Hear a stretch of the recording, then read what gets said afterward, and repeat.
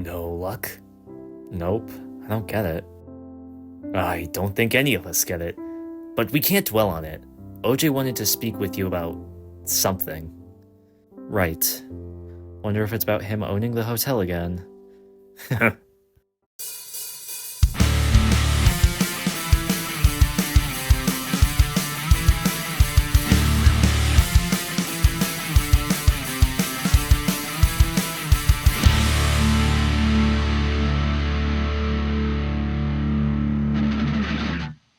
So, last time we saw Taco stumble upon the mansion.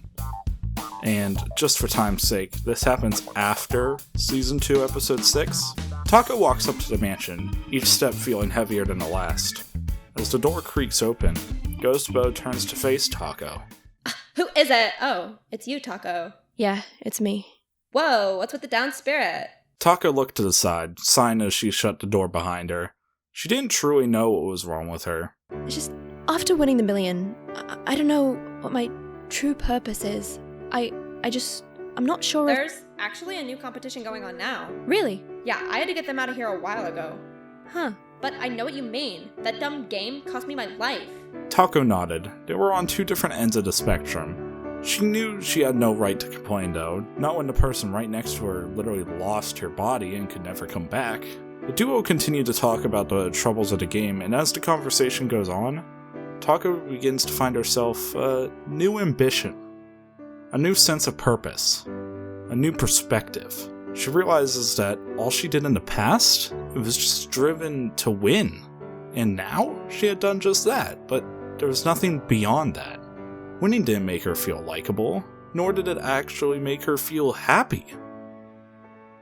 Now, as I said before, Taco would show the opinion she had in II Season 2 Episode 15 a lot sooner in this timeline. This is due to her having experienced the game's changes firsthand, and unlike OJ, who already had a lot of people backing him, Taco had no one other than Pickle, who, due to her nature, was someone who seemed way more distant to her. I know some of you think that Pickle and Taco would be on better terms, and they are, but Pickle and Taco still have that disconnect because Taco hid her true self from him for a long time. But this talk with Bo makes Taco want to spring into action. This needs to change. Miphone can't just change anyone with his stupid game. Nothing we can do though. Just enjoy our freedom. Taco looks down before standing up. She knew she had to act. Taco thanked Bo for alerting her of the game and promised to stop by later, but said she thinks she found her purpose. And she had. Her new purpose was to save everyone else from the same fate as her.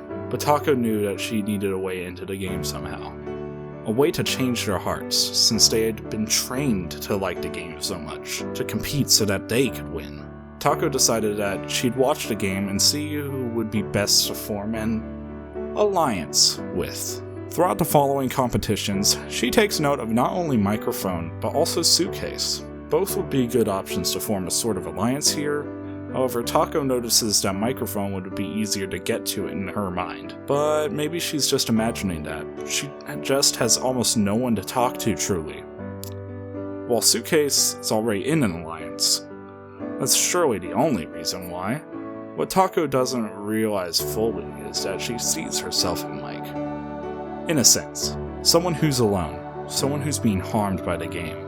Taco encounters Mike very similarly to how she did originally, and Mike is surprised, though Taco's approach here is very different from the canon timeline.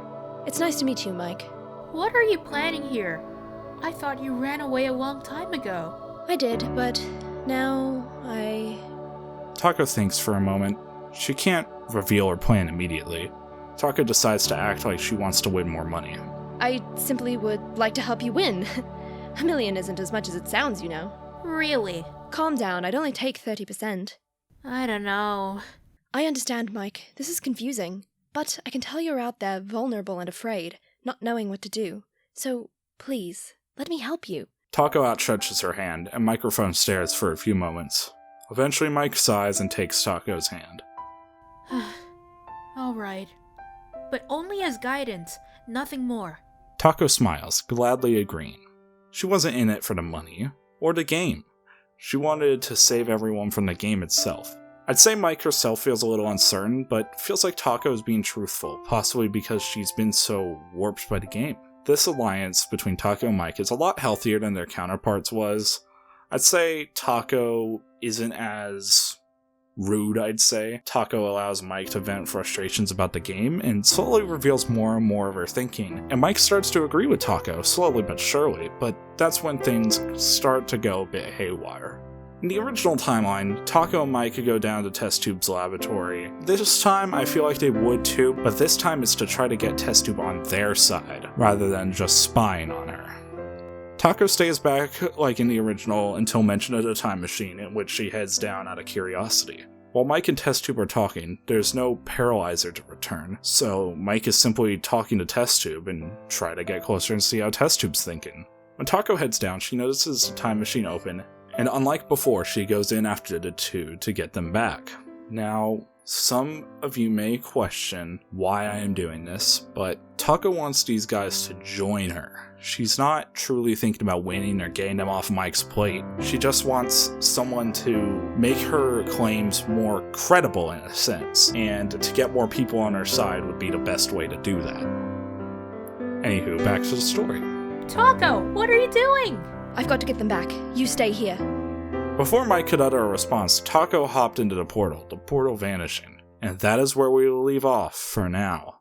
I hope you guys enjoyed, and make sure to subscribe so you can find out what will happen to Taco, Test Tube, and Lightbulb. Toodaloo!